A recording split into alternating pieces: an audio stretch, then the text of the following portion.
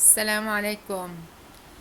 بتمنىكم تكونوا بألف ألف خير يا رب، وانتوا هيك اليوم عم تشوفوا الفيديو، وإن شاء الله يعجبكم الفيديو. وجيت اليوم الفيديو هو الفيديو المنتظر يعني.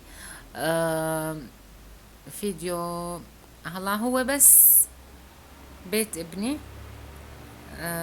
أول ما استلمناه ورايحين نشوف نشتري يعني عفش للبيت. ايه وشلون شوية شوي من التعزيل، من تعزيل البيت. ايه وتابعوا الفيديو للأخير وشوفوا، أكيد رح تحبوا الفيديو اليوم. خلونا نصلي على النبي. اللهم صل وسلم وبارك على سيدنا محمد وعلى آله وصحبه وسلم. وخلونا هيك نشرب لنا فنجان قهوة ونروح بقى اليوم، لأني مثل ما قلت لكم بس ما فيه لا يعني ما فيه شي في بيتي، كله في بيت ابني. وكله هلا هو مو خالص على الاخر، يعني لسه ما جبنا العفش، بس اشترينا. طبعا يعني هلا اكيد رح انزل لكم كمان في كمان يعني اني وقت اللي يجي العفش. ايه بس لحد الان لسه هلا العفش بده شغلة شي 15 يوم. كل شغلة اشتريناها من مكان. طبعا يعني ما توفقنا بكل شي بمكان واحد، ولسه في شغلات ما اشتريناها. اللي اشتريناه هو غرفة النوم وغرفة القعدة. غرفة القعدة بس ديوانتين. ما أخذنا القلاطق لأني ما بيسعوا في الغرفة دي، يصير ضيقة. ولسه يعني عم نشوف. طاولة شاشة لسه ما أخذنا، ولسه كمان طاولات ما أخذنا.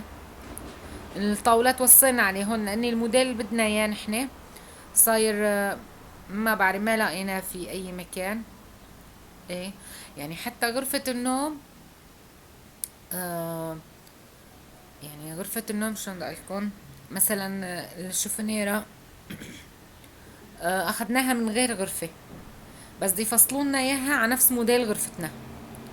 يعني هيك سوينا شوية تعديلات في غرفة النوم. ايه طبعا يعني سبحان الله، كل واحد يعني هو وذوقه، ما كل شي يعني اني هيك اجى معنا نظامي. واشترينا البراد والغسالة. إيه وهيك شغلات مطبخ يعني. هلا مثل انا مثلا قيمت له في اغراض، قيمت له هون لابني يعني.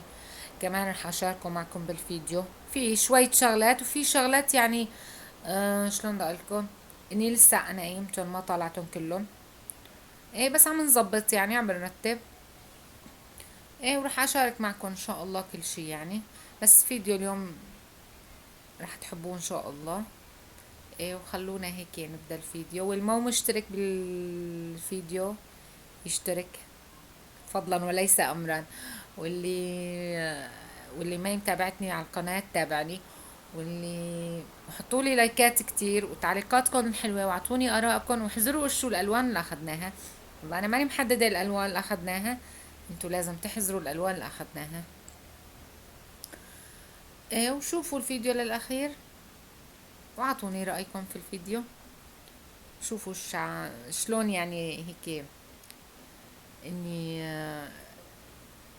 شلون بدي اقولكم يعني. هلا نحن رحنا وتفرجنا كتير ومثل ما بقولوا مضى المطرح بعنتاب اللي رحنا. بس طبعا كل واحد عقول الاهل اول عقول المثل. كل واحد بمد اجريه على قد فريشه. يعني يا صبايا عن جد عم نشوف شيء الغلا ما انه طبيعي ابدا. يعني بنكون مثلا حاسبين حساب محددين مبلغ اني هيك يعني مبلغ تقريبي بدنا نشتري فيه هذا الشيء. بنروح على السوق، يعني الشيء اللي بمبلغنا نحن ما بيعجبنا. نحن ما بدنا شيء طاول يعني يكون يعني شلون بدي اقول لكم اني يعني ما حلو او خفيف، وما بدنا شيء كمان تقيل كتير كتير. يعني كمان واحد بده يمشي على قد الحال على قد الوضع. ايه بس عن جد يا صبايا يعني اللي بحط مبالغ كتيرة عن جد بيلاقي شي حلو كتير كتير. والله انا بالنسبة الي ما بعرف يعني رح تقولوا اني شي متوسط او اقل من المتوسط، والله ما بعرف. والله بالنسبة لغرفة النوم تقريبا شي 1300 دولار. اخدناها هاي بعد المراعاة والمكاسرة وكتير يعني، اني يعني جرنا على صاحب المحل وهيك. واصلة للبيت وطالعة طبعا مركبة مع فرشتها. فرشتها ضغط عالي. ايه، بهذا السعر يعني اخذناها. وبالنسبة للديوانات يعني اللي هن الكنبات يعني، الغرفة الكاملة يعني أقل غرفة ما في تحت 25. من 25,000 وفوق. الله، نحن بما انه ما اخذنا القلاطة مع الغرفة يعني صارت ارخص. تقريبا وصلت الغرفة شي، يعني الديوانات شي 16,500 واصلات يعني على البيت ومطالعينهم. ايه. بقى ما بعرف هلا. بالنسبة للبراد والغسالة اخذناهم نحن مستعملات، ما اخذنا جدد. بس يعني هن مستعملات بس لسه كفالتهم معهم يعني. هلا الغسالة اخذناها ماركة بوش. ماركة كويسة هي ماركة بوش، ولسه فيها كفالة 3 سنين. يعني اخذناها من جماعة عم يصفوا اغراض بيتهم بدهم ينزلوا على سوريا. شفتوا هالايام الاوضاع يعني كلها الخلق هيك، يعني اكتر الخلق هيك عم تعمل. إيه، والبراد كذلك الامر يعني اخذناه من عندهم. إيه، وجدد يعني الحمد لله معهم كفالة وبأسعار يعني منيحة. ما هي غالية كتير ولا هي رخيصة يعني. وقف البراد والغسالة شي 17,000 تقريبا يمكن. 17,500. ايه بقى. ما بعرف يعني هاي الأسعار. ولسه الخير لقدام. الله أعلم شو قد بدنا. الله، هون يا صبايا شوفوا هاي البيت. هي أول ما دخلت على البيت وهي هيك البيت. هلا البيت هو عبارة عن بس غرفة نوم. هي الغرفة التانية مفتوحة على المطبخ. هاد بيقولوا له مطبخ أمريكي يعني، هيك بقولوا له. اني ما هو معزول المطبخ، ما هو مقطوع، معزول في هاي البلاطة. شوفوا هاي البلاطة والغزن هيك، هي المعزول فيها. ايه، والبيت يعني بالزور اخذناه ب6500، ب1100 يا زور يعني هون ها. والصاحب البيت بحب السوريين. ايه، ولذلك يعني اني قال راعوني هن هيك بيوت عم ياخدوهم ب7500 و8000. ايه، وهذا قريب يعني كتير عبيتي. ايه، وهن شفتوا يعني عروس وعريس اني يعني كلهم شخصين.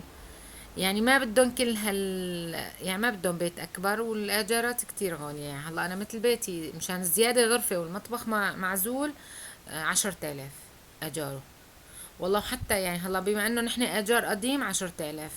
الايجارات الجديدة والله تحت ال 12 13 ما بيأجروا. إيه، بس البيت كتير وسخ كتير يعني. عن جد كتير تعذبت بتنظيفه. وكتير تعبت. اول شغلة دهنا. والله ماني حاطة شي من مقتطفات الدهان لاني كانوا يعني شباب عم يدهنوا. دهنا البيت بس بتعزيل الغزن. الله لا يرويكم. الله لا يرويكم. هلا رح اورجيكم ظهر الغزن. هلا رح تشوفوا ظهر الغزن. حتى شوفوا في الغرفة يعني. شوفوا هاد الحرف. هذا حد يعني ما بيروح بالتعزيل او شي. إيه، كتير وسخ البيت. كتير شو قد ما قلت لكم يعني وسخ. عن جد مدري كم سنة يعني صار له تقولوا معزل او ما بعرف. يعني هو للآجار بس يعني. حتى واحد يعني إذا كان بيت للآجار يعني معقول يبرك هيك على النشح ويبرك على شي يعني. ما بعرف عن جد يا جماعة الخلق شلون هيك بيجي من نفسه اني تبرك على النشح وعلى الوسخ ما بعرف. انا ما بحسن. انا بتركيا صار لي هلا. بسوريا بيتي رزقي كان. ما عندي اطلعي وادخلي وهذا لا، بيتي رزقي. هون هلا هاي شوفوا هاي الاطلالة هون يعني قدامه المشفى ما في قدامه شي. إيه، نحن معقول يعني بالقفص الخلق قايلين. هيك تقدر إيه يعني اني تبرك هيك على شي وسخ. ما بعرف يعني عن جد. انا استغربت كتير. هلا هون بتركيا اخذت بيتين انا. اول بيت اخذته هو بنفس البناية. اول بيت اخذته بالارضي كان نظيف. كان كتير نظيف.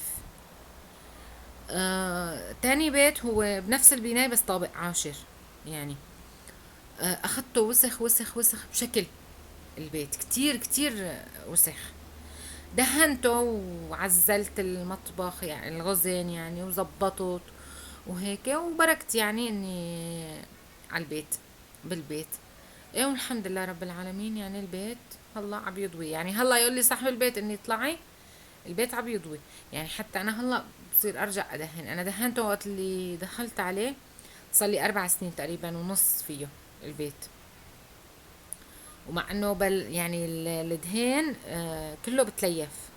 انا يعني كله وقت التعزيل بقوم بليف وبمسح وبظبط كل شيء. ما بترك يعني ما بترك يعني مثلا بلحقهم الحيطان تليف يعني بالسنة يمكن شي 3 مرات او 4 مرات حسب يعني ما يكون اني مثلا اني يكون متغبرات او مع انه يعني احيانا والله بمسحهم بكونوا نضاف يعني. ايه بس سبحان الله ما بحسن خلص بس قمت بدي اعذب بدي امسح بدي اليف. شوفوا هدول ظهر الغزل الله وكيلكن الله وكيلكن انهدوا كتافي لبين ما نطفوا. انهدوا كتافي. هاد الفرق عم بورجيكم هون. هاد انا ما توقعت يعني اني ما عرفت ايش شو هاد بالاصل. معقول في هيك خلق بتبرك على هذا النشح يعني. هذا النشح مو نشح يعني اني شهر شهرين 3 سنة. ما بعرف شي مؤسس مؤسس. ما بعرف ايش شو اللي فيه الزفر النشح. يا لك جيت. هذا جيف وكلور وبخاخ اصفر. هذا اللي هو سبراي ولودالين ودواء غسيل. بس شوفوا يعني نظفتها في النهاية. بس انهدوا كتافي. امسح واكب بهالمساحات امسح واكب. هلا هدول هون الابواب هدول هذا الرف هون في رف شلته ليفته. ما انمسح معي ليفته وغسلته. هدول الابواب فكيتهم. خليت ابني يفك لي اياهم كمان. ليفتهم وغسلتهم. يعني تخيلوا شو قد شي مؤسس ما ينضف. ما ينضف ابدا ابدا. يعني عن جد انا يعني كتير تعبت في هذا البيت يعني. صعي الغزن ما نكتار كتير يعني. هلا هن مناح الغزن بس ما نكتار. يعني اني يعني هلا انا هدول مثلا الغزل لازم بيوم واحد مو بيوم واحد ساعتين 3 اكون معزله البيت. هون انا من كتر يعني كل غزانه اعيد عليها 5 6 وجه لحتى نطفت. يعني بس تفرجوا عن جد كتير تعذبت فيه كتير كتير. يعني الحمد لله هلا خلصته نظفته مشان اذا اجى يعني اجت الاغراض وجبنا يعني العفش اني خلص يعني يكون كل شيء نظيف وكل شيء جاهز. ايه والحمد لله رب العالمين يعني زبطناهن. تعرفوا انتو يا سوايا يعني هلا بالنسبة للبيت يعني شغله ما بيخلص. بس الحمد لله يعني نفدنا. بقي عندي المنافع يعني ان شاء الله بدي انزل هالكم يوم اروح اساويهم. الله هون عم بورجيكم يعني بعض شغلات يعني. انا هدول اخدتهم لابني من قبل يعني عندي اياهم اني بدي اعطيهم عرفتوا. وفي شغلات كمان نقلناهم امبارحة على البيت. نقلوهم الشباب بس ما ورجيتكم ياهون يعني. بس رح اورجيكم اكيد يعني رح اورجيكم كل شي رح ينمد هنيك ورح يصير. وكله رح تشوفوه كله مع بعضه ورح اورجيكم كل الترتيبات شلون يعني عم نظبطهم. شلون عم نعمل. كلهم ان شاء الله تعالى كله رح تشوفوه. ورح اصور لكم اياه اذا الله راد يعني. بس هلا هيك هدول لسه بادئ الامر يعني. إيه واعطوني رايكم بهيك غرف النوم اللي شفتوهم بالديوانات. هو انا اخذت منهم من اللي صورت لكم اياهم. بس انتوا رح تحزروا شو الالوان. ايه وان شاء الله هيك ادعوا لي الله يتمم لنا على خير والله ييسر الامور يا رب وهيك الله يفرج عننا وعنكم. ويلا بترككم بامان الله ان شاء الله وبشوفكم في فيديو جديد. وسلام.